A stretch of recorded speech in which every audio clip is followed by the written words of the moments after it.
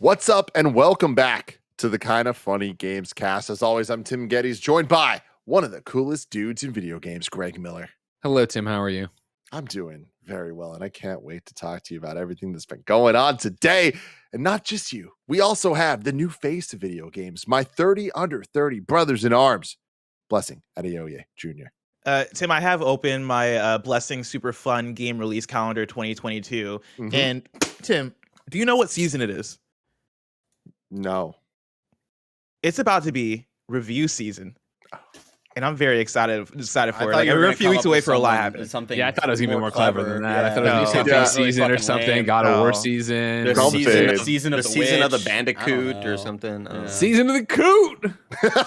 Oh, God. No, but it is about to be review Andy season. knows That is something about damn Coot right. season, don't you? Oh God.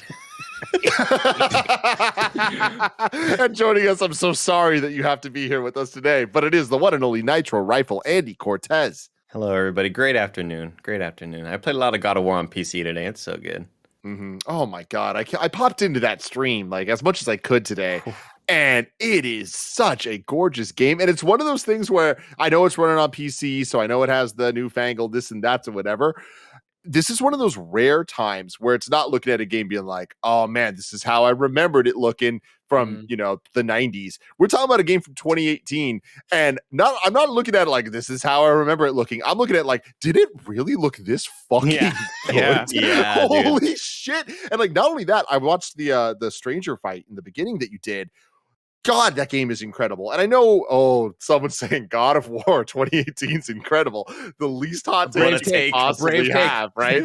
But I was shocked at how just impressive it all was. Like the score, everything fit together with the one-take camera. Like, damn. I didn't Am I about remember to replay this shit? Tim, I didn't remember the music being as consistently good. Like, I guess I was just so enraptured by the visuals and the dialogue and the acting and everything that when you're kind of getting the full experience, oh my goodness, dude, this game just keeps on hitting, and it is just, I've got goosebumps the whole freaking time I'm playing this game. It's got such an awesome intro.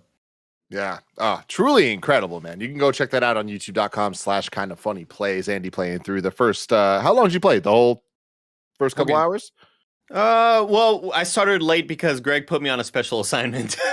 So I was like, man, this is going to take a bit longer than I needed. So I played about an hour and a half, I'd say.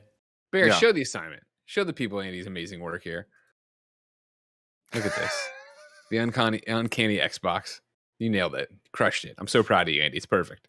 Thank you. It really is. It really damn is. If you're an audio listener, get your ass over to the video version because there's some special shit going on. And this is a very special episode, actually, of the Kinda Funny Gamescast, which of course is the show that we do every single week here on youtube.com/kindafunnygames, where we get together to talk about video games and all the things that we love about them. You can get it on YouTube or roosterteeth.com. You can also get it as a podcast. Just search your favorite podcast service for Kinda Funny Gamescast, and we'll be right there for you. If you wanted to get the show ad-free, if you wanted to get it live as we record it, and if you want the exclusive post-show, you got to go to patreon.com/kindafunnygames, just like James Davis at James Davis Makes, Praise Portillo, Greg Miller's back and better than ever, Pranksy, Delaney Twinning, Tyler Ross, First Responder ND, Julian the Gluten-Free Gamer, James Hastings, and Casey Andrews have all done. We appreciate you all so very much. If you do not have bucks to toss our way, that's totally cool. When you're buying games over on the Epic Game Store, use our Epic creator code KindaFunny on all Epic Store and Epic in-game purchases like Rocket League and Fortnite to help support us. We appreciate that all so very, very much. A little bit of housekeeping for you. There is currently a podcast survey going on right now to help Rooster Teeth kind of understand the user base the Kinda Funny has and all that stuff to get better ads and all that stuff. So you can go to kindafunny.com/podcast survey to help fill that out if you would so like. We would appreciate that. Today we're brought to you by HelloFresh, but I'll get to all of that later. Greg, this is one of those times where I am in just pure go mode when it comes to the intro, and I'm just like saying all the words. Sure, I've been there. I feel like I fucked up the first URL I said. I think I said youtube.com/kindafunny instead of KindaFunnyGames. And guys, don't go to youtube.com/kindafunny. You just give Nick Scarpino views and subs, and then he lauds us over. The fact that the games channel, and I get it.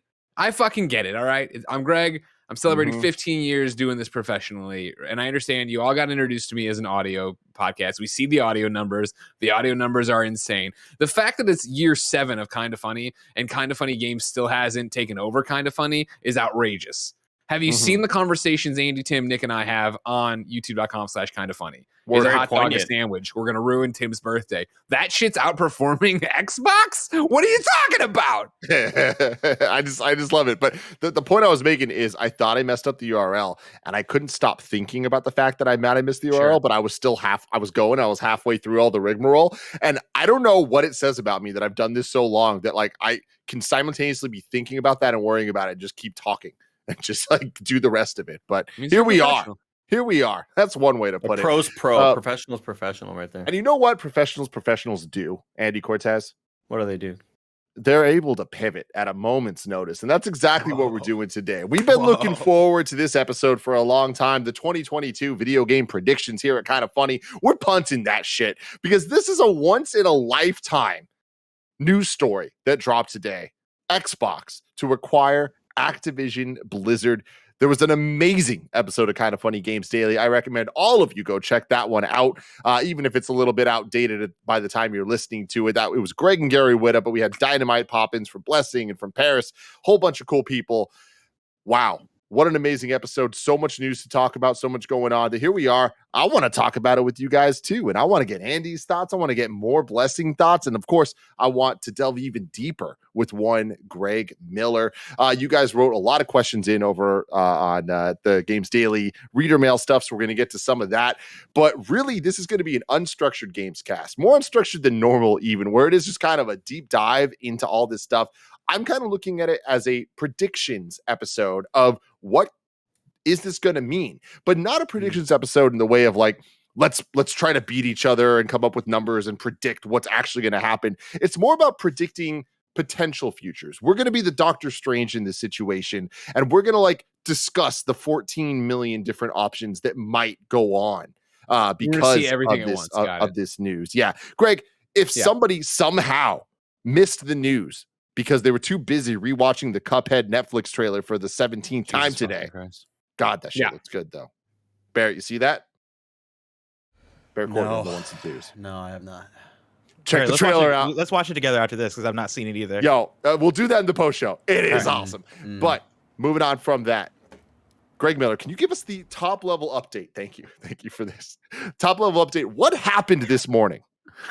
This morning, Phil Spencer and Xbox announced that for $68.7 billion, they are buying Activision Blizzard. And I guess more importantly, for now, they have the intention to buy Activision Blizzard. Obviously, there's a bunch of legal hurdles to clear still. And, you know, some people are already crying out for monopoly. So we'll see how that goes. But the short version is for nearly $70 billion, Microsoft has bought Activision Blizzard. So Call of Duty, Diablo, World of Warcraft, the Candy Crush and King and all those games, the list goes on. It is, you know, an outrageous statement to make. It is a statement that if you would have said and predicted it yesterday, you would have been called crazy. And here we are, you know, embattled Activision Blizzard on, you know, hot on the heels of a lawsuit from the state of California for a frat boy culture. You know, Bobby Kotick as CEO, more demonized, rightfully so, than ever. You know, we've had so many comments from Phil Spencer as recently as last week, I feel, or maybe it was even Monday. Time has now lost all meaning for sure, but having questions asked of him about how they're going to handle Activision Blizzard and what do they do with the information. And of course, Phil had made a couple comments early on the Activision Blizzard stuff saying basically like, we're evaluating how we do business with them. And, you know, I can't talk about it publicly, but privately that is happening. And we all did not know what that meant. And then you get to today and it finds out the way they are evaluating and changing is that they are buying the company and they will be able to do whatever they want with it. And that's the thing right now, of course, is that, you know, for the behind the scenes business side of it, it's business as usual. They are operating independently. Bobby Kotick is still CEO of Activision Blizzard. But when the deal is finalized, Activision Blizzard will fold under the Xbox Game Studios, and Phil will be at the top of that, and all the executives involved with Activision Blizzard will answer to him. And, you know, officially, there has not been a dynamite confirmation of I'm Bobby Kotick and I will not be with the company once this happens. But all reports are pointing that direction, where, you know, it is this whole thing of trying to pin down Microsoft spokespersons, and then stuff the Wall Street Journal is getting off the record and back and forth, and people talking that, you know, don't have the clearance to actually talk about it. That's where you're at on that side of it, on the business side of it. On the game side of it, there's a bunch of other stuff happening, right? Where today, this news drops. Today is also the day where NPD drops, both for December and for the year at large for 2021. And at the top of those lists, both times around, right? Call of Duty, showing what a property this is, why you'd want to buy this, why you'd want this company.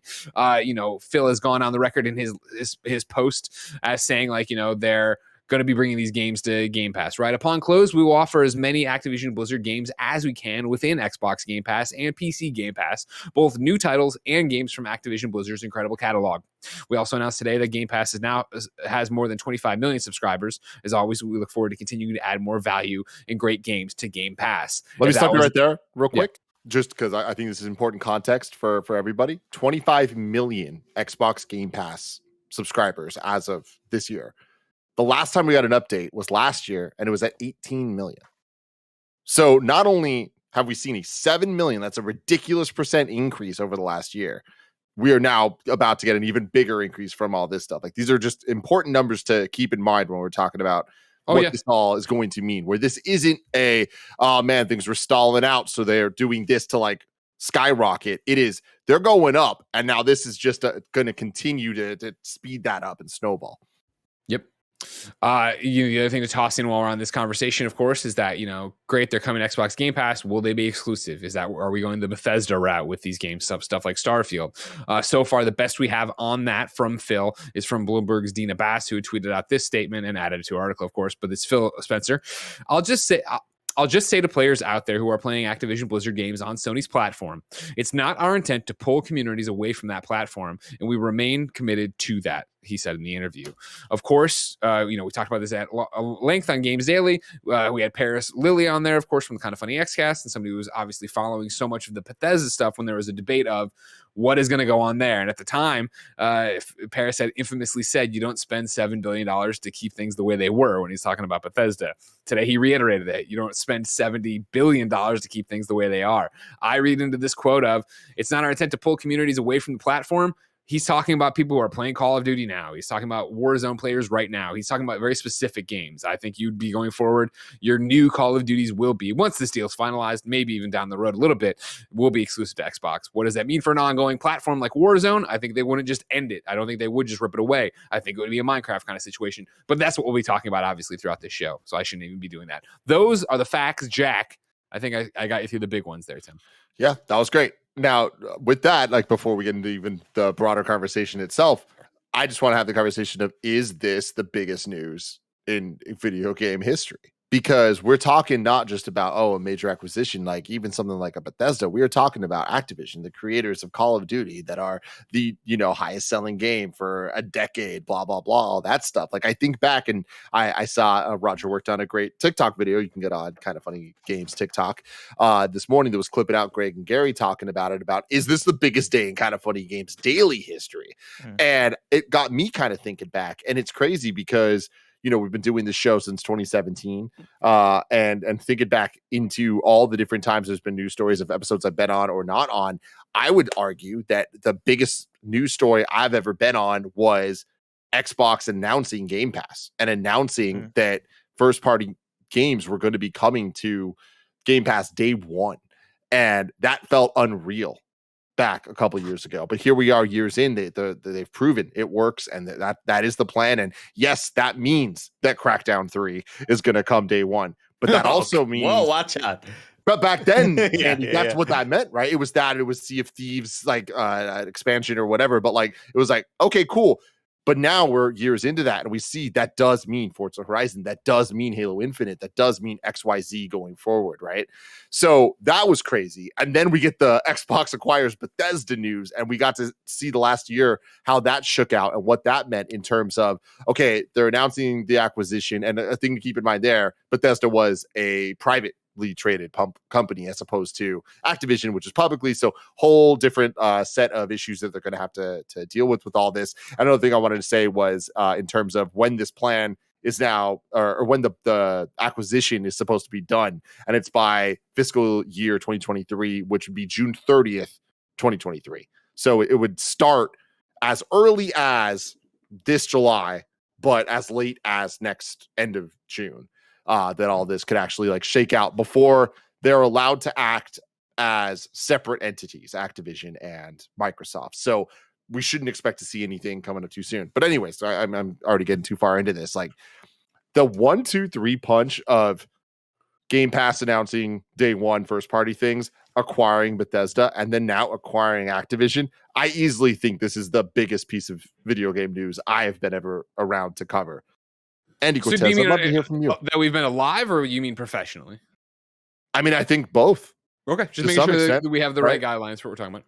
I'd easily say both, Tim. Yeah, I think you're right about that because I think it's one thing to just mention Bethesda and Blizzard, Activision Blizzard, but you immediately think of all of the gigantic properties underneath those umbrellas. This isn't just Call of Duty and a handful of other games or IP. This is Call of Duty, and this is StarCraft and World of Warcraft and Overwatch and everything Blizzard that, all of the hard... I mean, there's a...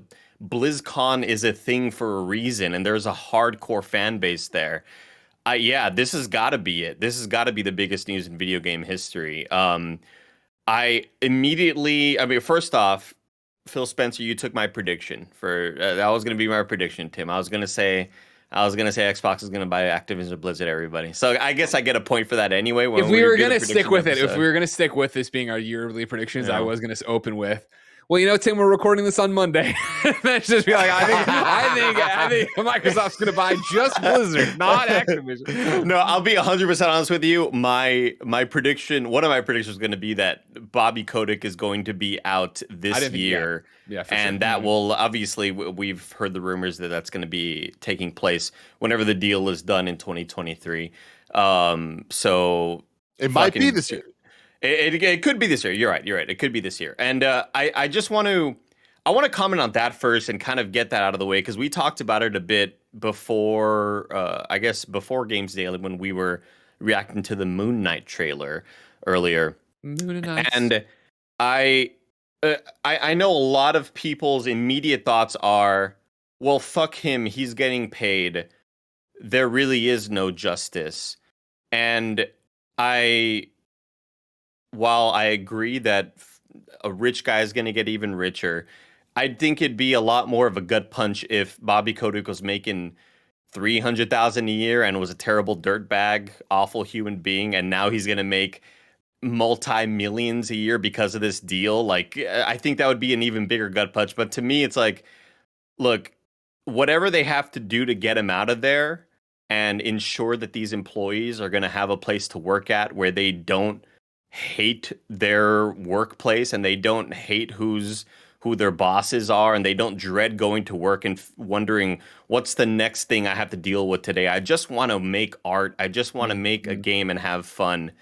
Whatever they had to do, like I'm with it. And to me, it's like an ultra rich guy got even richer. Like, okay, I can't even comprehend the numbers of like, well, he's worth $8 billion now, and now he's gonna have $20 billion. It's like, okay, well, he's still fucking filthy rich. Like, I mean, to that point, he's still an awful human being, I think this story is filled with so many pros and cons of it, and I think Greg made a good statement during KFGD that there are so many different like takes and opinions and reactions out there, right? And so many people are like this is bad, or so many people are like this is good. And as people who are reporting on this as news, right? Like you can't help but to look at this and go, this is crazy. Like this is wild. I can't believe this is happening. And I think when you start to pick things apart, I can understand any which way people take it in terms of the Bobby Kotick thing, right? I totally understand why people would be upset that he's going to leave with this huge payout and get hundreds of millions of dollars. But I also understand, like when I tweeted out this morning, right? I quote tweeted I think Nibel took a screenshot of the Wall Street Journal article where they had the off the record stuff saying that Bobby Kotick is going to leave when this deal finalizes. And I took that as good news for me because I was like, okay, cool, that does mean exactly what you're talking about, Andy, that people that are currently working at Activision Blizzard don't have to worry about this guy being at the top of the company at a certain point. He's going to leave. And that is, I think, good news for the employees. Is it good news for Bobby Kotick in his pockets as well?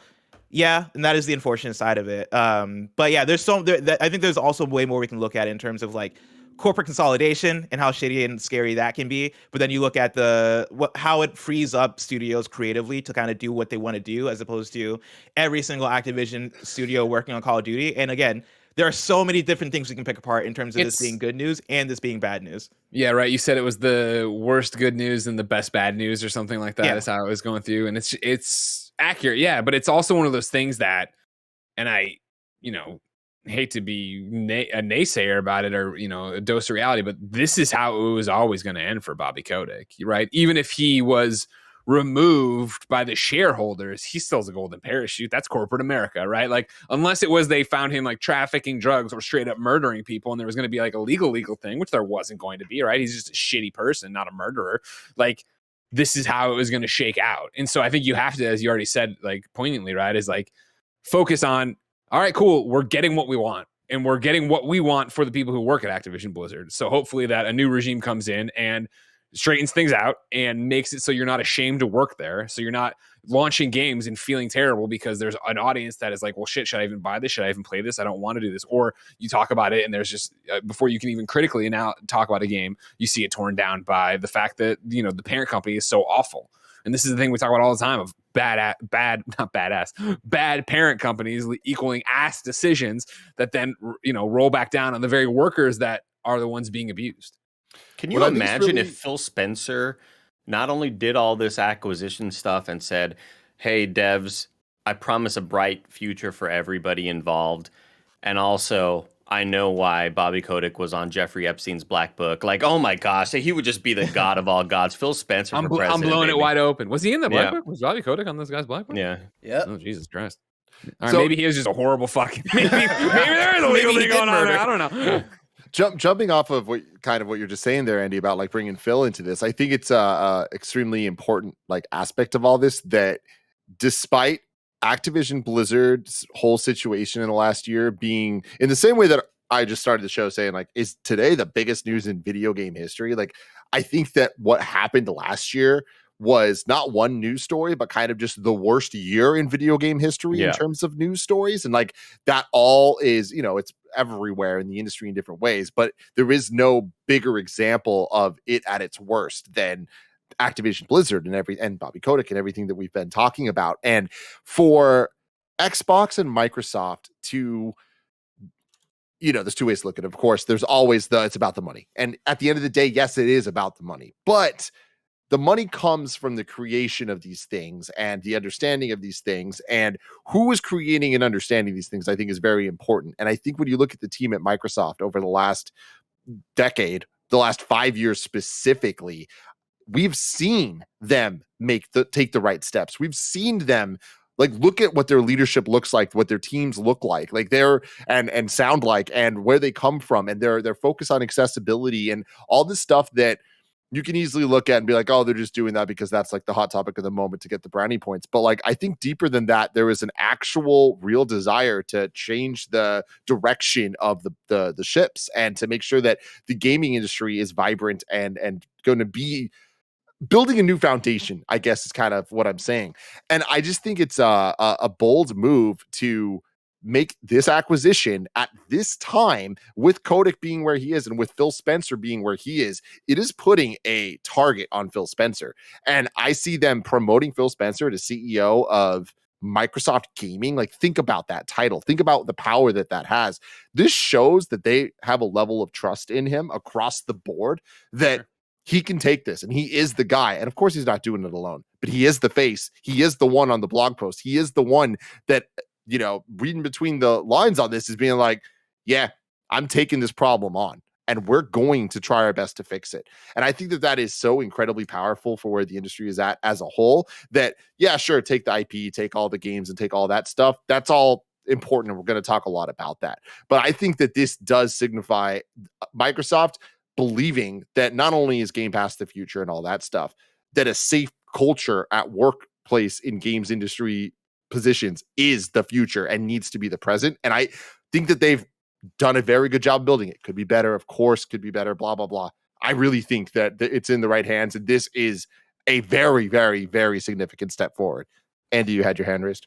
So, yeah, totally agree with everything you're saying. I don't want this to come off as if, we are worshiping the giant corporation.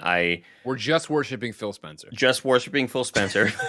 No, I think in the same way that what EA did with their EA Originals and how they made it really easy for indie devs to kind of make games and get them published and make money and not feel like they're getting screwed out by the publisher, I think Microsoft has made a lot of comparable moves that, sure, all of this is still about money at the end of the day, but some of these moves are choices that are likely making them a bit less money than they could have made had they gone the other way with it. Had they chosen to go with the way that was maybe the more exploitative loot box angle. Like, there's a lot of stuff that Microsoft has done in the past that, sure, it still made them money, but it isn't like the thing that they are banking on or whatever. It's more of a service like the accessibility stuff that they've been doing. Those are all little additive things that I think just earn the public's trust more for, hey, we are a giant corporation. We're not 100% evil. All right. We believe in gaming as something that's meant to be fun and something that a lot of people should be able to do. And here's what we're trying to do with it. And I can't think of any better group than to be taking over something this negative. And I haven't really felt excited for a culture change. I can't imagine working there, right? Like, I think we still need to hear from a lot of Blizzard employees about this, but it seems like from my perspective, a pretty exciting day to say, hey, this is kind of like hopefully the dawn of a new day. Yeah, and I think to bounce off of that too, like I think a lot of times when we're talking about Microsoft as a corporation or these big companies as corporations, we a lot of times forget that these are corporations filled with people at the ground level who are putting in the work in order to make sure that the products that they're putting out are good and do support a positive outcome in something like the correct me if I'm wrong, is it called the adaptive controller, the Xbox Correct. Controller that is really good for accessibility, right? Like, that was a project that a person or a team of people took on that Microsoft took and propped up as, oh man, this is really good. Oh man, this is actually something that we should promote. And it could be for the brownie points why the corporation promotes it in that way. But it is a team of people that actually works on that and actually puts it out, right? When you look at Forza and the accessibility stuff there and the sign language stuff that they implemented, it wasn't like, Microsoft from the top. It wasn't like the CEO, right, looked down and was like, all right, put this thing in Forza. It's like, no, the Forza team was like, hey, how do we make games better? How do we make our games better? And the people that actually work on the games, on the creative and the development level, are way different from the people up top who may or may not be in it just for the money, or who may or may not care as much as the people on that ground level. But I think that's something that's worth pointing out when we're talking about culture change and culture shift. And yeah, that was one of the first things that I know and I'm sure many people thought about when it came to the acquisition of, oh, is this going to fix things at Activision Blizzard? And I think to some extent, with Bobby Kotick going away when this finalizes, and with them being under a company that, as far as we understand, as far as we can perceive, seems like it's gonna have a better culture than Activision Blizzard. It's hard to confirm any of this because none of us work at Microsoft, and of course, I'm sure every single big corporation has their problems and is going to, like, as much as they're probably going to shed a lot of the core Activision Blizzard issues, they're going to go into Microsoft and probably adopt some of those issues as well, whatever exists there that we may or may not be aware of. I do think it's still a thing worth celebrating and looking at as a, hey, okay, well, at the very least, right, we could see the accessibility features that we've seen bleed into Microsoft stuff, bleed into the Activision Blizzard stuff as well. To shift it back to Tim's original question of, is this the biggest video game news ever? We recently did an episode of KFGD, and it was the last episode, actually, of 2021. It was me and Janet, and the headline was, what was the biggest news story of the year? And everybody was pretty much in agreement that the biggest news story of last year were the Activision Blizzard happenings, right? The ongoing story of it, the updates of it, the Bobby Kotick stuff, the other like lead developer and higher up stuff that was going down at Activision Blizzard, and the protests, and that whole story packaged up. In 2020, when I first started doing when I first joined KindaFunny and was on KFG and stuff, toward the end of the year, I had the thought of, oh, what was the biggest news story of 2020? And I think it's split between E3 getting canceled that year, and then also Microsoft acquiring Bethesda. And you go further back, and it is Tim bringing up, hey, first-party games coming to Xbox Game Pass, how big of a deal that was. And in a way, I feel like this news story is such a convergence of pretty much all of the biggest news stories that we've gotten over maybe the last decade of gaming and the journey that Microsoft and Xbox specifically has gone through since launching the Xbox One. I jokingly put in a tweet, or not even a tweet. I jokingly linked a video in the PS Love You Slack of it was Shuhei Yoshida and Adam Boyes doing the how you share your games on PlayStation thing, and the joke I put in the PS Love You Slack was like, oh man, like actually I forget what exactly the joke was, but it was something along the lines of like, oh man, like this probably pissed off Microsoft essentially. Like, yeah, you said Microsoft sees convinced this video is the cause of all of this. Yeah, I'm convinced this video is the cause of all of this, being that like, 2013, Microsoft and Xbox got their asses handed to them, and they had to turn around and really look at themselves and go, how do we evolve as a company, and how do we make ourselves better? And I think with that, with Phil Spencer attaining his role, and with them having to make the big money move, like the literal big money moves to get where they're at now, this feels like such a, like, I don't like I guess a victory lap. If even beyond that, right? It feels almost like a checkmate, or at least a gigantic check in a chess game where it is like down to the wire at this point. What I find fascinating about this acquisition and this move, again, and I agree with you that context is everything. And I think in general, on paper, you say, hey, Xbox buys Activision. You're like, holy shit, that's a huge news story. But it is this wrapped up the fact that they're coming in off of this move to try to get rid of Bobby Kotick, this move from the state of California suing them and outing all their dirty laundry. This move of what Game Pass has become on the heels, a year later of the Bethesda stuff, or more than that. Like, you have a story that continues to build here. What I find interesting about this acquisition versus Bethesda is that when they acquired Bethesda, and we had the whole debate at the time of, is this stuff going to be exclusive? What's it mean? Yada, yada, yada. It was still, all right, cool. They're getting more bullets and putting them in the clip. They're getting ready to start but it was still, when is the hammer going to drop? When are we going to start to see results from it? And so for them to get Activision now to start talking about 2023, to talk about Call of Duty, suddenly it's more real when you look at the fact that Forza is a Game of the Year contender. Halo Infinite went above people's expectations and became a game everybody loved, right? The fact that Psychonauts 2 is a Game of the Year contender, granted, multi-platform, I know. The fact that you look at what Game Pass is for this month in general, where I already had this conversation of how insane Game Pass is this month, before they announced Death's Door, right, being part of it, before the release of, I want to say Guacamelee, the new game from Drinkbox. They just Nobody Saves the World. And then to look down the pipe and be like, cool, in November, you're getting Starfield, and you can't get that anywhere else. Like, the acquisitions and moves Phil and team have made since they became Xbox, and since they, started dusting themselves off and took power after Xbox One, the launch of it, you're starting to see that tree bear fruit. And that is changing the conversation in a way that's very interesting. It is no longer hypothetical of what we're going to get from Game Pass and Xbox. Now we're seeing it. And dude, with that, like you bringing up the context, I think it's incredibly important. Rare was acquired by Microsoft in 2002, and shout to blessings Jet Force Gemini hoodie.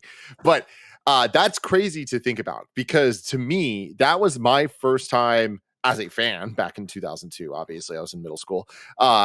I was shocked by this news. And I remember hearing this, but like, it was one of the first ever like gaming acquisition things where I'm like, whoa, this changes everything. Because all of a sudden, this company that for years, and especially leading into that, had created some of the best games of all time at that time on the Super Nintendo and N64 in the form of, the Donkey Kong Country games, then moving on to GoldenEye, Perfect Dark, and all that on the N64, to then be acquired by Microsoft when Xbox was brand new, fresh out the gate.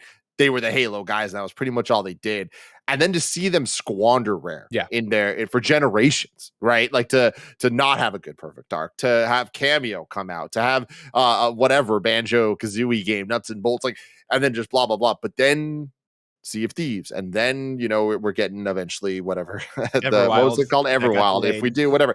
But Rare's been like, okay, it's not what it used to be, but they're Got a changing good scoop it. on that one, by the way. Got a great scoop. Okay, can't wait. That's your prediction for a couple weeks where we do the predictions topics. But going from that Xbox, and obviously it's a very different time and we're multi-generations in, Xbox means something totally different. And what it means now is Game Pass. And that means 25 million active subscribers on this system that is working, that we've questioned and we've talked about. We went from questioning, how is this working, to being like, this is the best deal. I guess it must be working for them because they're pushing it hard, to now seeing it's like, okay, there's been enough interviews, there's been enough data out there to back up the fact that not only is it working, but they truly believe that it is the way of the future of this industry. And they're like, get in, we're going. And they've proven with Bethesda, they've proven with their first parties, like with Greg bringing up Forza being a game of the year. That's a very different Xbox that we're dealing with, and they're prepared for this. And what excites me about this is the idea that for years, Activision, the last 3 years, it's just been punch after punch after punch to things I love. Seeing what happened to Vicarious Vision, seeing what happened to Toys for Bob, seeing what happened to Beanox, all of these super talented teams putting out some of the best work in their careers, in their franchises, in the form of Tony Hawk's Pro Skater remake and Crash Bandicoot remakes, but in addition to that, a brand new Crash game. And then what's the reward for that? Oh, you get to work on Call of Duty. This represents a second chance, and it's going to take a long time to even see what that ends up turning into. But I love that with everything we just said, the context of where we're at now is Microsoft understands the power of autonomy for these studios. And when they talk about this today, it's Phil Spencer, now CEO of Microsoft Gaming. He is talking about these different teams, and he isn't just talking about Activision Blizzard. Like, he's talking about Treyarch and Raven and High Moon and Beanox and Infinity Ward and blah, blah, blah. Now alongside all the different companies from Bethesda, alongside what we know as Xbox Game Studios, to eventually just be all Xbox Game Studios teams. I'm so incredibly interested 2 years from now what that means for these specific teams and what they're working on, what it means for the IP that they own. Because, of course, we're still going to need multiple teams working on Call of Duty because of how big that beast is. There's so much money there. Is that multi-plat? Is blah, blah, blah. So many questions, so many things we'll have to find out and see. But I am so interested in the idea that we are now in a world that 2 years from now, Toys for Bob could be working on a Banjo-Kazooie remake. That's fucking cool. Here's a question I have, though, is that, you know, we were talking about, I think Blessing was the one who was talking about, you know, celebrating the fact that Activision, as from a worker perspective, is underneath Xbox, right? Like, they can celebrate it, we can celebrate it. It seems like at least a good move compared to a bad situation they were already in. Overall, do you guys celebrate this thing? Because this has been the conversation going around, right? Of like, there's the hot take knee-jerk reactions that started at 6 a.m. and haven't stopped of, cool. Is this cool? They are taking away games from PlayStation players, right? It's more, what is this? And not even getting into what does it mean for PlayStation? What does it mean for the person who already invested in this? Is exclusivity ever good? So on and so forth and stuff like that. Jeff Keighley, 6 hours ago, put up a poll. Is the Activision Blizzard deal with Xbox good for gaming in your eyes? It's got 17 hours left, but right now the poll looks like this. Yes at 40.4%. Behind that is not sure yet, 33.4%. And then no at 26.2%. Andy, is this worth? Oh, sorry. But before Andy answers that, let me tell you about our sponsors. This episode is brought to you by HelloFresh. Sticking to your New Year's resolutions can be hard, but if you're focusing on saving money by ordering less takeout, learning to cook, or prioritizing your wellness, smashing your goals is a piece of cake with HelloFresh. HelloFresh has endless options to make cooking at home simple and enjoyable by delivering pre-portioned ingredients to your door, including farm-fresh produce that arrives within a week. HelloFresh has 50 menu and market items to choose from every single week, including some more family-friendly or gourmet choices.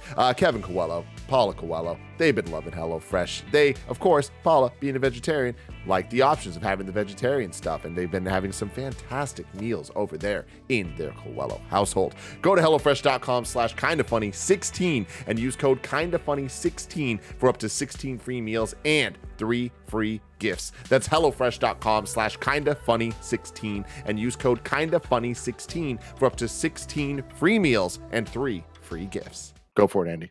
Looks like the poll nailed it, everybody. No questions. No further questions. Andy's like, what's popular opinion? I'll go with that. I don't love the future of having of everybody buying up exclusives. I've never liked that. I did kind of feel good when Xbox bought Bethesda because it felt like a fighting punch back at what Sony had been doing with a lot of with Avengers getting Spider-Man only, and also just Sony having the Spider-Man game and it being a really damn good game. Right. So when Xbox ended up acquiring Bethesda, I was like, hey, you know what? Good for Xbox. You know, they're I feel like this is maybe taking it a little too far. Right, that's how you felt with the Bethesda part. Especially when we're talking about a game as ubiquitous as Call of Duty and the amount of units that sells, right? We're not talking about, like, people aren't going to freak out that they can't play ukulele on or what, I don't know. I'm just trying to think like some weird exclusive that you would only get on that you would have gotten multi-platform, and now you're only going to be able to get it on Xbox now. This is Call of Duty. This is something that is a juggernaut and sells millions and millions of units every year. I think if they could find a way and figure out a way, like we've mentioned already, with keeping Warzone this multi-platform game and maybe only putting this offering out on Xbox or whatever, like, you know, whatever the yearly Call of Duty game is that year. I think if they could figure out a way to make it feel not shitty, I'll be okay with it.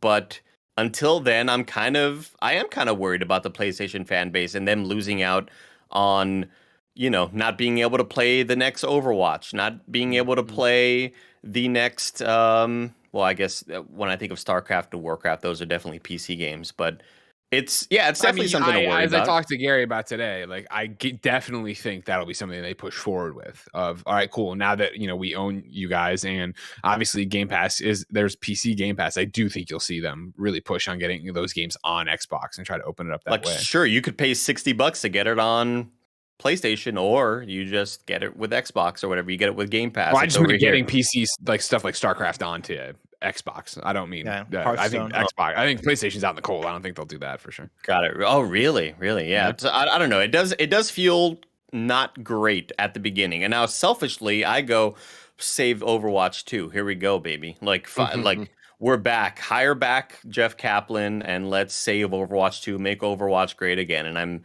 that's immediately the first thing I thought of. But yeah, of course you start to worry about and wonder about what this ultimately changes for the industry. Yeah, it's really interesting to me because, like, I don't think this is going to be a surprise to most people that know me, but I know this isn't going to garner a lot of respect from people, but that's okay because my opinion is this is great. Like, if this were someone else, I think it'd be a lot more problematic. But again, everything I've said, like, Microsoft have proven they give a shit and they care. And this reminds me a lot of the Disney buying Fox stuff and what that actually means. Is there a lot of problematic elements with this? Absolutely. Anything you look at, there's cons and there's going to be pros. But to go with that example, what Kevin Feige has done and proven to do with the MCU is that with people that care and that put things in the right hands, we're not getting what we get on the DC side with Warner Brothers, with all of the horrible workplace stuff and whatever, and also the product quality kind of being all over the place that we get there.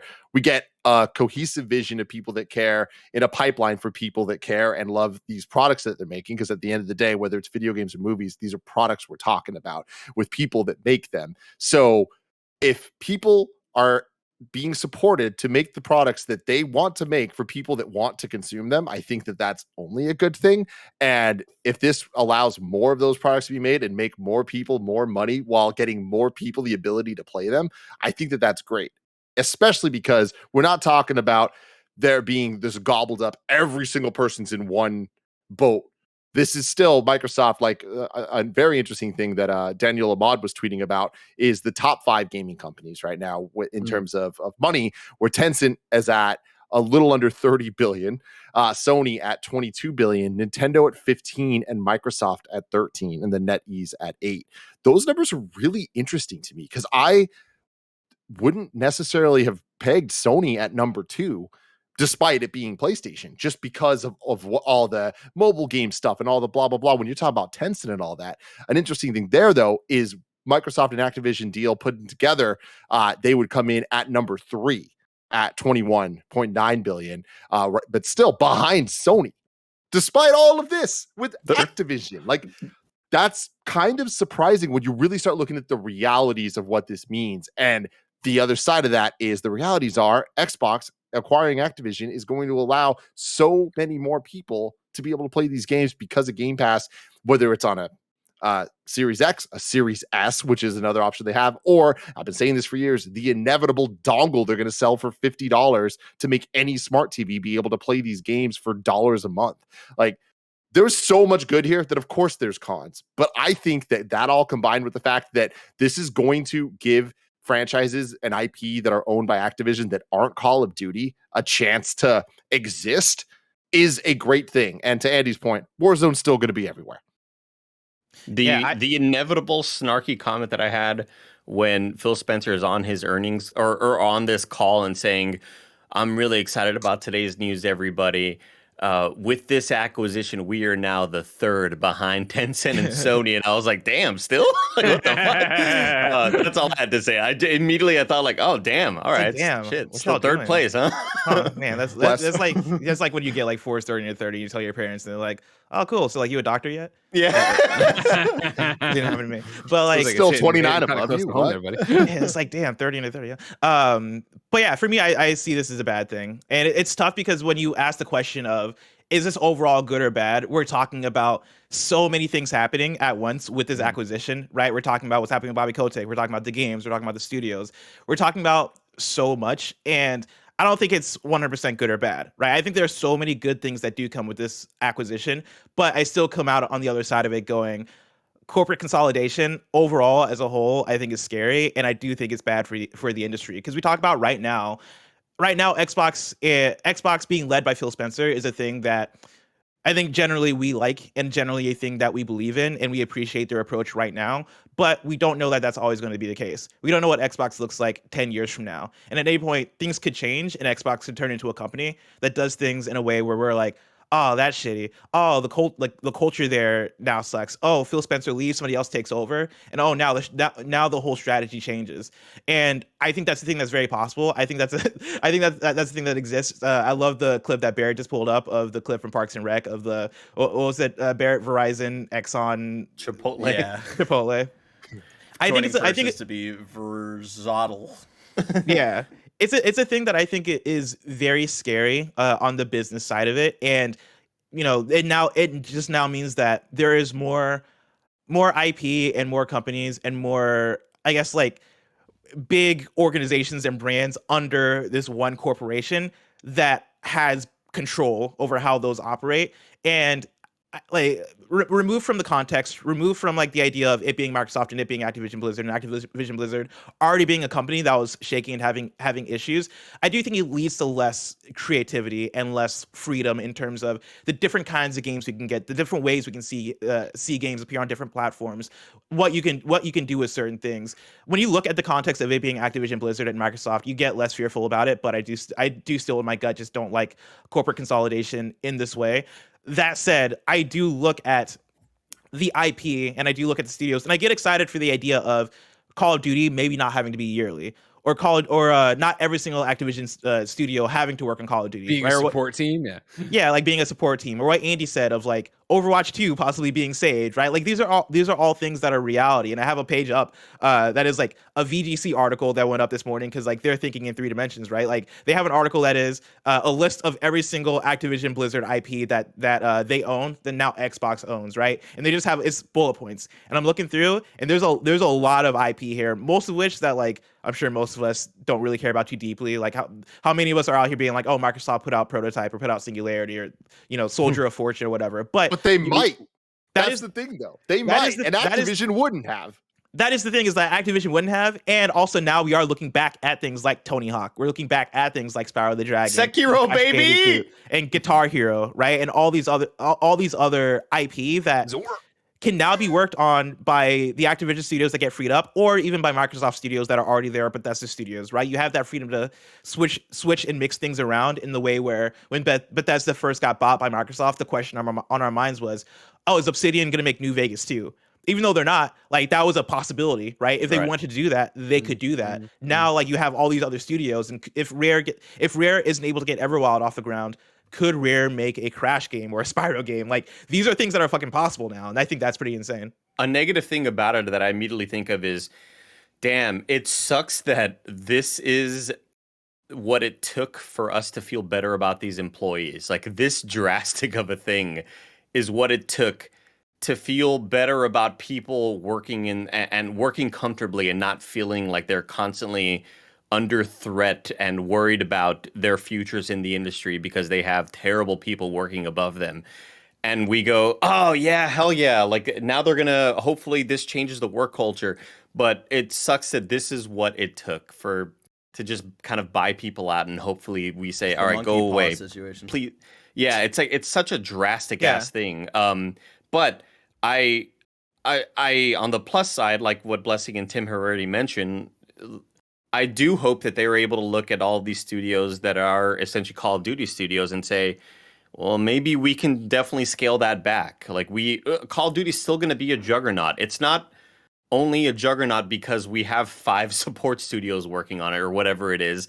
It will still sell millions and millions. And how about we chase that passion project for that one franchise that some people showed enthusiasm for, that we're hoping we can bring back in some way. Like, the possibilities are kind of endless with this, not just of Activision IP that aren't being used anymore, but just, I mean, really kind of any Xbox IP as well. So I think that's what gets me the most excited, that we can pull off these teams, that we don't need this team only making maps for Call of Duty. There's other purposes you can serve, and it's still going to sell millions anyway, so who cares? The Call of Duty portion of it is one of the things I'm most curious about, because I think you're absolutely right that it frees them up to go, hey, we don't have to just churn out Call of Duty the way that Call of Duty has been churned out for the last decade and a half at this point. But there's also the other thing that I brought this up during KFGD, that you don't spend $68 billion to buy Activision Blizzard and go, cool, now let's not make all that Call of Duty money, right? Call of Duty is such a big moneymaker, and Call of Duty is a big reason why they're actually worth that much, right? And of course, there's also fucking like World of Warcraft and Blizzard and all the other things that they have going on, but Call of Duty is a core component of that. And it makes me wonder what the shift is going to be with Call of Duty, because we've seen in past years, Call of Duty has been kind of shaky, right? Call of Duty, not just from the Activision Blizzard standpoint of it, from the Call of Duty Black Ops 4 not having a campaign because they weren't able to get together a campaign in time, so they just shipped it without a campaign portion of it, right? That was a thing that happened, and it was a big signifier of, oh shit, like, they don't always have their shit together, right? Black Ops, what was the last Call of Duty was Vanguard.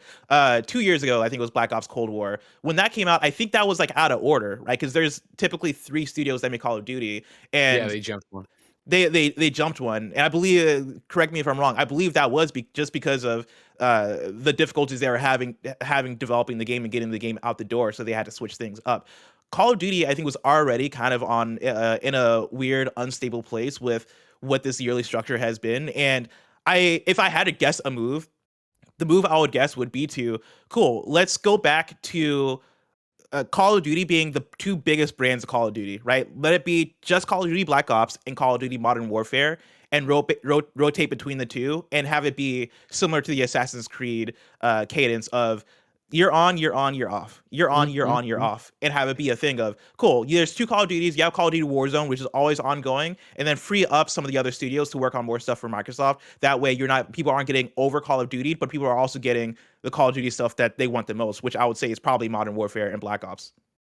I think that's really interesting. And I also think that because of Game Pass and because of what that allows, the you're on, you're off could just be year and a half on, year and a half off, year and a half. Like, it could just be a different cycle, because games don't need to come out in November necessarily anymore. And especially when you have Game Pass, especially now when we're starting to get to a point where, like, cool, we have to wait for this to actually go through and all this to happen and whatever. But 2 years from now, we'll be at a place that these are all just Xbox game studios. What is the monthly release schedule going to look like for Xbox? Because they're going to be looking at that while giving the different developers autonomy to create what they want. There is going to still be the ringleader kind of looking at it all, like, how does it all shake out? And what's crazy to me is, like, looking at what just happened the last couple of weeks, I would have never, ever believed that they were going to launch Forza and Halo as close to each other as they did. But they did. And they're just like, yeah, and we're not done. We're just going to keep doing stuff and keep having third-party shit and whatever. Like, it's crazy. The world's changed. I think what gets me so excited about this is the development for these sort of annualized games, or for year and a half annualized games, whatever we want to call them.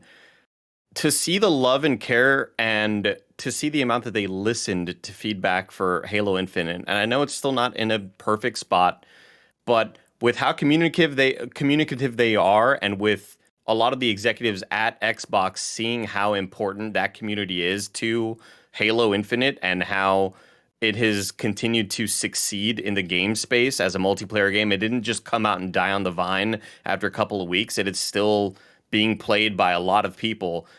I really hope to see that love and care being put into Vanguard, because or any Call of Duty franchise for that matter, because we know that Vanguard is not in a great spot, and even though it sells a whole lot, I wouldn't have ever seen Activision really necessarily caring a whole lot that there is a negative viewpoint of it. Like, of course, the numbers are kind of all that matter to Activision, and they see that bottom line and they go, well, sure, we could fix it, and we could try to, the QA team for Raven is still, well, whatever, the game is still selling. We'll let the QA team still continue to strike or whatever.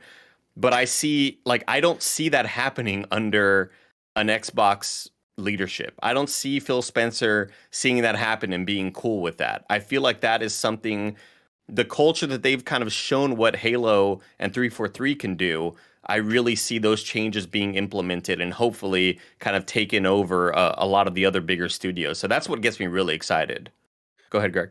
Yeah, if I can, like, the one thing, so we went around, is it good, is it bad, is it, wait to be see. Obviously, the answer is it's a wait and see. We don't know. We're all hypothesizing going with this. I would, if you eliminate wait and see, you have to put your chips on the table. You have to back one. Is it good or is it bad? I would say it's pretty much all upside. That it's a good thing. Good bad. Good bad? It's good. It's gad. It's gad. No, it's all upside. It's all good, because I think on the immediate thing we've already covered to death, so I won't do it. It's the fact that, all right, cool, the toxic leadership looks like they're going to be gone, and you'll have Phil Spencer and an Xbox team that's trying to be better in the industry. That's great for the workers. However, I would take it then to what you're getting from games and where the games industry is at, specifically Activision, right? Where we can sit there and talk about the fact that Activision pretty much just makes Call of Duty. Gary called this out when we looked at the graphic earlier today on Games Daily, right? That it's a bunch of Blizzard games up there and then Activision, right? Activision just makes Call of Duty. So even if just Toys for Bob gets to go do something else, even if just a small team from Raven gets to go do something else that they want to do, that a project they've been stewing on, blah, you're getting more out of them than just another Call of Duty. And to Tim's point, like, no one is going to hold them theoretically to an annualized schedule there, that they can make these Call of Duties, they can make them when they want, and they can make it all work together, go that way.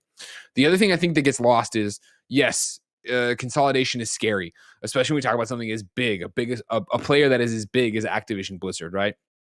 However, and I'm not trying to throw shade because I know there are so many names, but like, what were the innovations in games coming out of Activision Blizzard that we were holding on to? There's a legacy for Blizzard. Obviously, there's a legacy for Activision. I'm not even trying to take shots at. But when you look at the list that went up there of StarCraft and Diablo and Overwatch and Call of Duty and Candy Crush and stuff like that, these are great games to some regard, of varying levels, right? But they're also ones that you look at and you go, okay, well, how many of them were just on PC? Or how many of them have just been Call of Duty? How many of them are just mobile? I think them going to Xbox means they're going to go to more places. I think you're going to see those PC games come to Xbox and go there. I think you're going to see, Call of Duty get more time. It'll be on less platforms, but it'll get more time. It may be a better product in that way. I think it's a nuanced conversation, but to sit here and talk about consolidation makes it sound like Activision was putting out hundreds of games. that are all different, that are all these different scopes and slides and scales and stuff like that, when I really don't think that's what the company was doing. And I think it's in a different place as an industry and a bit blinders on not to stop and look and go, well, let's look at, what we've defined as quote unquote indie for so long. And indie, of course, when it originally started was it's going to be an 8-bit platformer made by some guys in a garage, to where an independent studio is a different thing these days. It can be hundreds of people. It can be a big thing. It can be tiny too. It can be somewhere in between. It can be all these different things, but we are inundated every day with games that are multi-platform, that are everywhere, or sign the exclusivity deal and do Game Pass exclusive or do PlayStation Plus exclusive for a set amount of time before they go everywhere else. Like, it's scary to think of consolidation. It's scary to think of something as big as an Activision Blizzard going, but I think when you actually sit there and talk about what games are under the Activision Blizzard banner, I'm not saying who cares about them. I'm saying there's tons, hundreds, thousands more out there that are games like Chicory, that are games like Nobody Saves the World, that are these games that maybe they have an exclusivity window for a while, are still out there. Tim, I'm sorry, I saw your hand go up. No, I just to talk about the games in the catalog that they have. Like, looking at Activision's Wikipedia, the list of games they've released, like, it is ridiculous to see the stark contrast between the games released from 2010 to 2019 and then from 2020 to 2021. Looking at that tail end of, like, just starting at like 2017 and going down, to see the varied games that they would release and just get more trickled down to just Call of Duty. That's pretty much it. Like, in 2020, it's a little cheap to say that because 2020 wasn't that long ago. I mean, I guess it was at this point, but like, they did Tony Hawk, they did Crash Bandicoot, they did Spyro, but then since then, it's just Call of Duty, Call of Duty, Call of Duty. And it's like, and I mean, that's not a bad thing. And I do want it to defend Call of Duty. Like, you were talking about innovation and all this stuff. And innovation might not necessarily be the right word, but they definitely, I mean, Call of Duty innovated video games in a bazillion different ways. I don't even need to talk about. We all understand that, but they've continued to kind of iterate and kind of create something that is like AAA on a whole other different level. And like, to see what Warzone has done in a post Fortnite world is absolutely incredible. And if that were to just be kind of refined, I mean, just the fact that like our guys love playing it as much as they do, I think is a testament to the quality of the game, where it's almost belittling to just be like, oh, it's just Call of Duty. It's just one of the best gaming experiences out there, and like, maybe not for me, but the numbers don't lie at some point. Like, the quality is there. And even something like Vanguard, it's like, I feel like it comes out, and granted, Vanguard's in a very different situation because so many people wouldn't even give it the time of day because of the trash motherfuckers that are surrounding it, right? Like, everything's just so bad there that the idea of a Call of Duty campaign that can be made without that layer of filth on top of it, and with better leadership, and just kind of like, what story do you want to tell? I think that is incredibly exciting and likely with this plan. Bless. Yeah, and I mean, and to bring it back, right, in terms of what I'm talking about with corporate consolidation, I think when you look at the actual context of it being Activision Blizzard and Activision Xbox, it is exactly what you're talking about, Greg, in terms of it's upside in this particular situation. When I talk about corporate consolidation, I'm talking about it generally as an idea I don't like. And I also don't like the fact that this is what it took to make Activision Blizzard better, right? This is the solution that is happening in order to grant them the freedom to be able to have that time, to be able to have that freedom to make the games they want, in order to have that the better working environment. I would have preferred it be something else. I would prefer it being not a gigantic Microsoft, maybe either another company, or like I would prefer the love to get spread in a way where it's not, okay, now this $68 billion corporation gets put into this even more expensive corporation to make this happen. I think it's just a sad solution to it.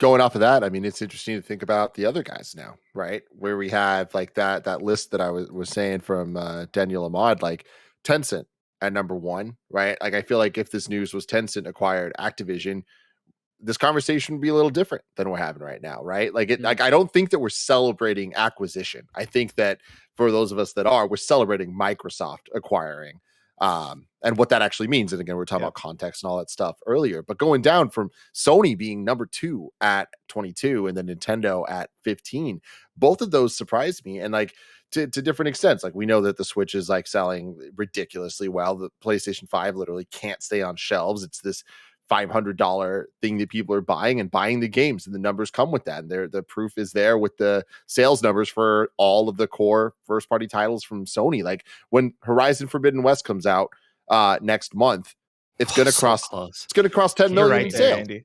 That's crazy. Like those are insane, unheard of numbers. Like that, we're getting to the point that Sony is creating first party titles that can rival sales of something like a Call of Duty, and that is insane. It was what is keeping them in the race. What's up, Les? I feel like we're about to shift into the PlayStation side of things in the conversation, and that's actually the other half of my why I think it's a bad thing that I left out that I didn't get to, is that I think the exclusive sides of it get pretty weird and pretty oh man, this kind of sucks for the PlayStation audience of people who show up. You buy a PS5 because you love Call of Duty, you buy a PS5 because you love Overwatch and you're looking forward to Overwatch 2, and then have these things ripped away from you. And I know part of that, the big part of it is that is the industry, and there's always been exclusives, and this isn't anything new, and the same thing happened with Bethesda. I think when it comes to with the Bethesda thing, I think I felt a similar way, and I think I feel even more so with Call of Duty, that I don't know. I look back at me in high school and college, only getting to have a PlayStation, right? Or only having the money to afford a PlayStation, and having certain games that I look forward to, or having I guess this is a little bit later in the college for me, but having Rise of the Tomb Raider get announced as exclusive to Xbox for that period of time, and me as somebody who couldn't afford an Xbox going, shit, I love the first Tomb Raider, I guess I'm not going to play Rise of the Tomb Raider. Well, I'm just not going to play it, right? There are so many people who I imagine are in that bucket of people who are big fans of Call of Duty, who are big fans of these games, that now just don't get to play these games on the only platform that they own. Granted, the upside of it being Xbox is there is Game Pass and there is PC and there is streaming. But I don't know I don't know for overall all the way there yet, where people have a gaming PC, right? Or everybody has a way to interact with it. I think we're going to get there soon with streaming, but I do think we're still in that gray area where the Xbox dream hasn't become the Xbox dream yet of what they envision. I understand that argument. Don't get me wrong, and I get it. But like you said, exclusives have existed forever. I'm not going to toss it out. For me, I don't totally vibe with that argument holding water in the fact that this isn't happening tomorrow. It's the fact that this is going to be a glacial process right before this happens. It's the same thing where I think Starfield is really that first oh shit, how much do you care about Bethesda? Is it, you know what I mean? And obviously you want to sit there and be like, wow, I want to play Horizon, I want to do this, I want to do that, so I want my PlayStation for those reasons. It becomes that push and pull, but it's the same push and pull I feel like we had when I was a Sega kid and my friends were Nintendo kids. And granted, not exactly the same. We're talking about acquisitions that have come after the fact and yada, yada, yada. This isn't it isn't Mario Sonic where it's homegrown IP from it. But I think that they're giving you enough time to see the train coming down the tracks that if you need to switch over, if you need to, how much do either of them matter to you? We have an expensive hobby. We've all known that. And so don't get me wrong. Yes. Bottom line, it sucks if you are a PlayStation gamer and you're like, fuck, I only ever wanted to own a PlayStation. But I feel like you're saying there are avenues outside of it. You won't be able to buy a PS5 in 2023 either. So who cares? No. I do side a bit more of blessing here because I don't think this is the perfect comparison, but this is if Xbox said, hey, Sony users, Madden's only going to be on Xbox from here on out, or 2K is only going to be on Xbox from here on out. Call of Duty is that type of game where it reaches beyond the people that are going for the Last of Us gamers or the people that are playing, that are going to play Avowed from Obsidian in the future. Or even Bethesda games. Yeah, exactly. Call of Duty is the type of game that my cousin will buy a console for, play the game, and that's the only game that he'll ever play on that thing. Will he buy an Xbox now? I don't know. I at this point, I would, maybe I he would bought venture a PS5. to guess that he will in the future. I would venture to guess that he will in the future, especially right now. If we're sitting here and I'm projecting on your cousin, what I assume it doesn't have a PlayStation 5.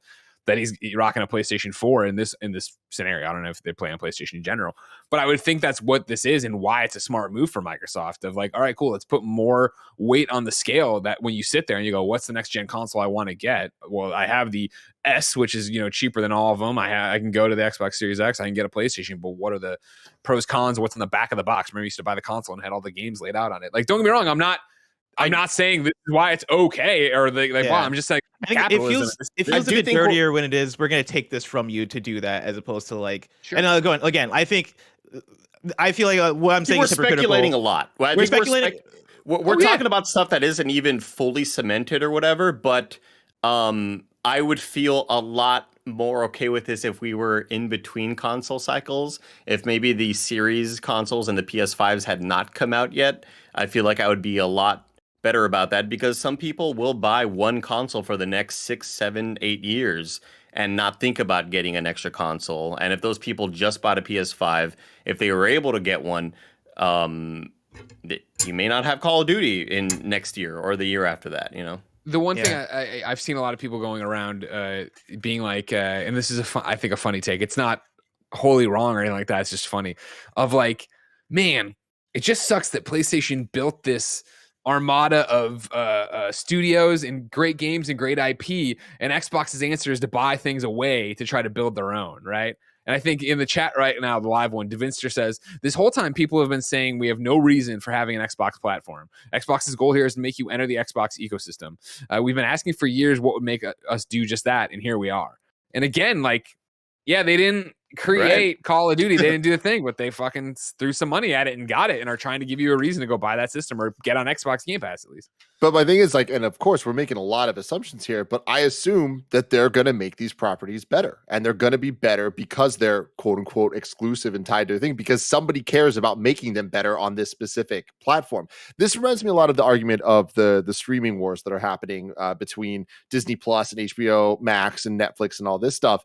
And the conversation I see constantly about cable coming up about, well, back in my day, like we had to pay $150 a month or whatever, and we're back to doing that. I thought we cut the cord, but here we are. It's like, well, the difference is you're getting more high quality content than you ever were before on cable, because all these people are competing, and it's not just HBO bringing HBO quality shows now. They're everywhere. They're on Disney Plus. They're on Netflix. Like, the game has changed in terms of content. There are more good shows coming out every single month, and movies coming to streaming platforms than entire years that we used to have. The same is happening on the gaming side of things. And I think that the idea of, well, you might need to buy another console, it's like, well, yeah, but you're going to be getting a way more exclusive high quality content than we've ever gotten before in gaming history if you were to do that. And investing in PlayStation will get you the litany of first party titles that we can expect quality from, because they've built us up to expect that, and they've earned our trust in the same way that Xbox has earned my trust over the last 5 years to be able to create extremely quality content at a very quick clip using Game Pass, which is the lowest barrier to entry we've ever had with inflation and all this stuff when it comes to consoles. When the N64 was out, it was $150. That sounds like nothing compared to the $500 people are paying for consoles now, right? But like, that's what it would cost to just get the new console. And then you add PlayStation, you add all this other stuff. There was exclusives, and there was no other way to play it. It was a cartridge or a CD. Things have changed now. And with Xbox, they're clearly trying to be able to make as many people able to play games as possible. And when it comes to Game Pass being as cheap as it possibly can be for people, and if you can't afford that, that's unfortunate. Like, that is a problem. But even then, they try their best to have free trials. They have so many deals. They have so many different things you can get on, and they're going to continue to do that. Like, we can't just look at it and be like, oh man, if you bought a PS5, you made a bad call. No, if you bought a PS5, you're about to have an amazing amount of games coming out the next couple of years. They're going to make that worth it. But also, if you're jealous and you want the Xbox experience, which you probably should, there are 5 different ways to get into that ecosystem if you don't already have a gaming PC or whatever. So it's like, I think the argument that like, oh, not everyone has a gaming PC, it's a little like short-sighted, because the reality is Xbox knows that, and Xbox wants everyone on Game Pass. They want Game Pass everywhere.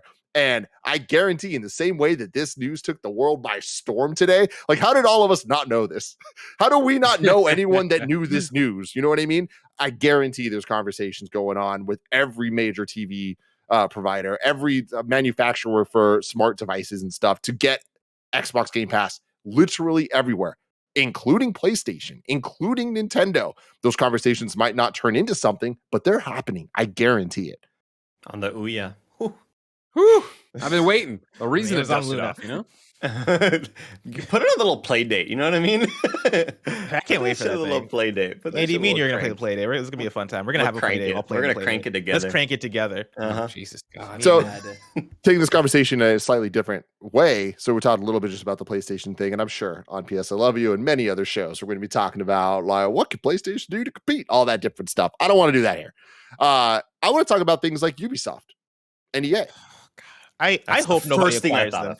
I hope as we've been talking about Bethesda and Activision Blizzard, a thing that popped into my head was the third-party library of games and how, I guess for me as somebody who plays a lot on PlayStation, right? Like I'm playing a lot of I love PlayStation for the first party, obviously, but for me, I do think I don't gravitate to first party like as I think as much as compared to like other PlayStation gamers, where historically for the last generation, I spent a lot of my time with like Bethesda games, right? Or even with like some Ubisoft games, some EA games. But I feel like if one or the other, right, if Microsoft or PlayStation were to acquire a Ubisoft or Bethesda, I would be kind of bummed out by it. You know, even me as a PlayStation person, if PlayStation acquired Ubisoft or EA, I don't know. I don't think that's the right move. I think it's a business move for sure, and I think it's a thing that would work out for them having more studios to work with. But I think it still falls into my thing of like corporate consolidation and how I think that's when we start to get into, okay, so no games are third party anymore. No games are coming out on all these platforms anymore when everything gets bought up. Greg? Like, that's people are like, oh man, it's scary. So I've seen that go around today of Microsoft, having Bethesda and now having Activision Blizzard. And what's scarier, I feel, is then the arms race you're in now of like, okay, cool, but what does that do to an EA, to a Ubisoft? What kind of target does it put on their back that way? What do you have from PlayStation now feeling like they have to respond to that? They have to go out and do that? Was that ever, does this at all shake up their strategy over there for Jim Ryan and Herman, right? Where it was this always, if they go out and they were to buy one of those companies, or even Konami, which I see get thrown around a lot, right? If you were to go out and acquire something like that, was that always the plan? Or are you doing it now because we're suddenly in a game of Monopoly where it's like, well, fuck, I got to buy whatever I land on the board. I need property. I need things here. And so even if PlayStation didn't do that, is that still Microsoft's plan? Is Microsoft's plan still to keep acquiring huge third parties and get stuff into the chamber that nobody else can? I don't know. And you look at Ubisoft and how they fought off Vivendi. I remember when I was like, that's a done deal. Vivendi's got them. And they were able to change perception, change the way they made games and get out from under that. But then there's been more scuttlebutt. Was that recently. the best move for them? Like, I know that time we celebrated that, but like at the end of the day, it's like, ooh, was that maybe? What if Marvel Universe? Yeah. I love the Assassin's Creed of late, so I would say yes, but who knows? I just meant for culture. I meant like, for culture. I apologize. I understand what you're saying. Yeah, well, who knows there? Yeah. I don't know. I don't know what that means for them. I think that there's ongoing conversations now at all these places, and I think it goes up to such a different thing. I've seen today already with this Activision stuff, the comments from Bobby Kotick saying like, this has nothing to do with what's happened recently. These were conversations that started a long time ago. And then like unnamed sources being like, well, Phil was pretty sure because of everything that happened, they'd be able to get this. And of course there was pressure then of the stockholders, right, when they went there. And we have a quote pulled up here. Which one's this? Let me open it up. This is the screenshot from Jason Schreier. Oh, Jason Schreier from the Bloomberg reporting, right? Yeah. In an interview with Kotick, Kotick said the deal has nothing to do with the controversy surrounding Activision or calls for him to step down, and that Spencer reached out to him last year. A person familiar with the discussions, who was not authorized to speak publicly, said Microsoft looked at Activision's situation. I like the situation. Given all the negative attention and pressure on Kotick, Alex on that. and wondered if the beleaguered CEO would be willing to do a deal. Kotick initially didn't want to sell, according to another person familiar with the talks, and also put the word out to see if any other company would outbid Microsoft. But at that point, Kotick had little leverage with his board amid the ongoing public scrutiny at his company. And so, if that's to be believed, which I think it is, you then take it into consideration when you think of a Ubisoft or an EA or, I guess there's not many other big third parties to toss out there, and be like, this is almost a very specific situation, right? This is a not once in a lifetime thing, but like there was extenuating circumstances here that made this more than just Microsoft being like, let's buy Activision. And then it was very much like blood's in the water, right? Codec's weak right now. The stockholders would like to just get this done with and make their profit and get on. Why not go for it? And so what that means for Ubisoft and EA, I think it's hard to say right now, where I don't think EA is in that turmoil. Ubisoft is in and out of it. And you figure maybe with, Activision, if they can get rid of all the toxic leadership there and then get that fixed, maybe then eyes are back on Ubisoft, but we'll have to wait and see. Last of Us Factions, it's your time to stand up, baby. This is the multiplayer that PlayStation owners are going to be going for. Can you imagine, though, being EA and being like, hey, guess what? Call of Duty players, Battlefield is better than ever, and it's just not. And that's it is not. Tim. Go ahead, Tim. Yeah, no, I mean, Greg's saying that that EA and Ubisoft are kind of like the big ones. It's like when you really look at the industry of where it's at now, it's like yes, Ubisoft and EA, and formerly Activision, or I guess currently for now, are kind of in a league of their own there. Like I would put Nintendo above them and PlayStation, obviously, and then below that, Capcom and Square. There's and Take-Two as well. Take-Two is like I would even put as like a different category altogether. Like that almost feels like a vertical to its own, more similar to a Tencent or something like that. But because the thing about Take-Two is it doesn't feel like there's like a cohesion between their brands and their IP and their developers and all that stuff. Like it seems messier than Ubisoft, where it's like there's Ubisoft games, right, or there's whatever. And then you go down to things like Sega, Konami, whatever. All of them have different kind of pros, cons, and value to them. And at this point, I think that as gamers, we can all kind of unanimously say someone should buy Konami because Konami's not doing shit, right? So it's like Konami, like wherever that goes, at least there would be people working on all the IP that we love so much. But then you start like looking up the rest of the list, like it does get really kind of messy and complicated because even looking like a Ubisoft right now, of course, if Microsoft could get them, I'm sure they'd want to, right? So many talented people there, so much IP, so much quality titles on an annual basis, all of that.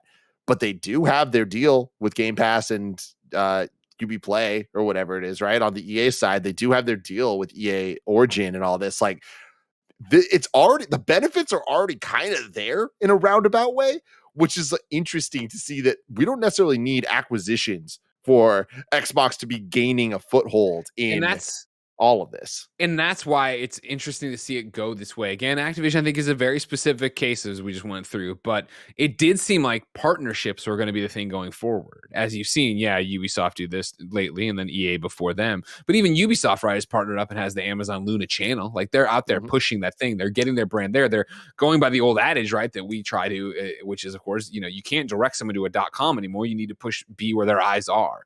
And so you see Ubisoft chasing that, you see EA chasing that, and that's the way to actually grow the business and keep it healthy and hopefully keep yourself out of an acquisition state.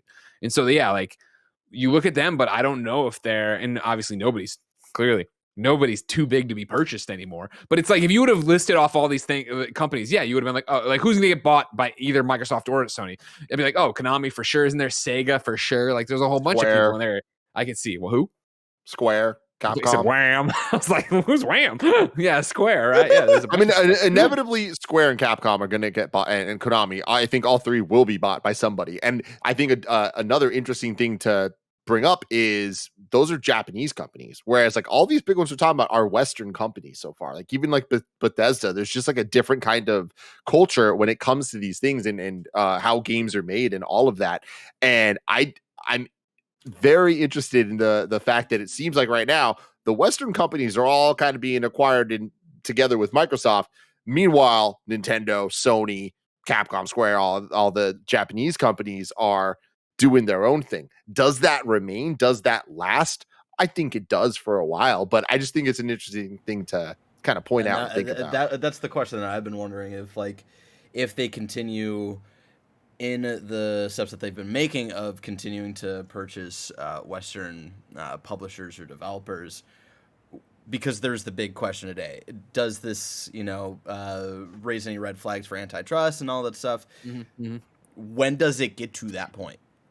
Because like the conversation for the last 5 minutes has just made me so depressed of just seeing all of these companies just be whittled away, and just thinking about how it's gonna come down to 2 or 3 companies in the next 10 years, and that just it's a very depressing thought to have. So I'm just wondering if it ever. But again, stops. and I know it sounds like stupid probably, and it's too rosy to some degree. Remember that if these, like, what are we talking about, right? Like, we've just gone through EA, Ubisoft, Square, Sega. Like, what are we talking about? We're talking about dinosaurs from a bygone era. And I'm not trying to be like burn the whole industry, let's start over kind of shit. But it is that thing of like, there's people like me that are like, oh, a Ubisoft game, cool, an open world checklist, that's dope, and I'm interested to play that. It's not gonna be game of the year, but I'm interested to play it for 30 hours, never finish it, and move on, and talk about it here and there. But there's other people like, oh, I never fucking play that kind of shit, blah, blah, blah, I'm over it. Like, there's this whole thing of, I feel like we get so caught up in these names that have been around our entire lives that yes, they have cachet and they mean something and they're pillars of the industry, but like, I'd be more like, there's still so many other things happening, so many other ideas, so many creative ideas coming from the independent space that, I mean, yeah, we can sit here and it's like almost like when Warner Brothers games, almost got sold a while back and all these different things. It's like, oh man, that'd be terrifying. But like, wouldn't it be cool? It's kind of like Marvel games, right? Where it's like, yeah, but isn't it cool that they're like going to people and giving, all these different partners room to play? I guess just Insomniac for the most part, but room to play with these things. Like, there's pros, there's cons, there's everything else. I don't think it's worth being depressed about it. Yes. I don't think it's worth being depressed about it as much as it is just like, the industry's drastically changed than from when I started in 2007 covering it professionally, let alone playing it. And I don't, in a world where all you need is a license, you can go from PlayStation or Xbox or, 99, I don't even know if it still is, $99 to get an App Store developer kit, right? Like, people are making awesome shit and they don't need these giant third-party publishers anymore. The reason third-party publishers are falling away and being purchased, are not being looked at to be like the pillars of where your game of the year is coming from, is because it's exactly what we're talking about with all this Bobby Kotick and Activision shit, where it's like, cool, we just need to make fucking money. That's what we're in this to do, make fucking money. And this isn't new news, right? I tweeted this out as a joke earlier, but it's a real story from 2008, why Activision dumped Sierra games. Activision Blizzard boss Bobby Kotick has explained that the various Sierra, parentheses, Vivendi games were dumped for not exhibiting, quote, potential to be exploited every year across every platform, end quote. Potential to be exploited every year across every platform. This is not a man or a company who gave a flying fuck about the art of video games. He wants to make a buck for his shareholders and everything else. And that isn't at all unique to him. Phil and Xbox are doing amazing things right now. They want to see a return. Microsoft wants to see a return, yada, yada, yada. And don't get me wrong, the other end of the spectrum, when you have an independent developer, and I will say them again because we keep using them today, Drinkbox, nobody saves the world. They want to make money on their game, but they also want to do something cool. And so there's that ebb and flow where clearly with an Activision, you can go too far one direction. And clearly with a failed company that is just putting something out that never gets purchased, want to go another direction. I just don't think it's the end all be all that these big dinosaurs are falling. Yeah, I understand, Barrett, why you might feel like, because I get the same way. I can kind of immediately go to and like. I'm not talking about like end of the day. It's so sad that these old companies are going. Oh, I know. Like it's more of just like the implications of like what late stage capitalism is doing to a lot of things, and now how it's breaching and affecting our industry as a whole right now. And that's just more of the ether that I am in and that I've been in all day. Well, I mean, at the end of the day, Barrett, the fucking ocean tides are going to rise in 60 years. We're all going to be dead, Barrett. Think about that. So that's crazy. I think about it literally every fucking day. I think I'd be a lot more sad if the acquisitions that we were hearing about were similar to like what EA did with Origin back in the day, or EA shutting down Visceral. Like, I think hearing about smaller studios getting shut down by bigger corporations is what I think would be more of a sad thing. Like if Xbox was acquiring Activision Blizzard and they said, hey, by the way, all your other studios gone, getting rid of y'all. Like if that were the story, I think there'd be a lot more reason to feel that sort of doom and gloom scenario. But I'm kind of more with Greg on this one where, I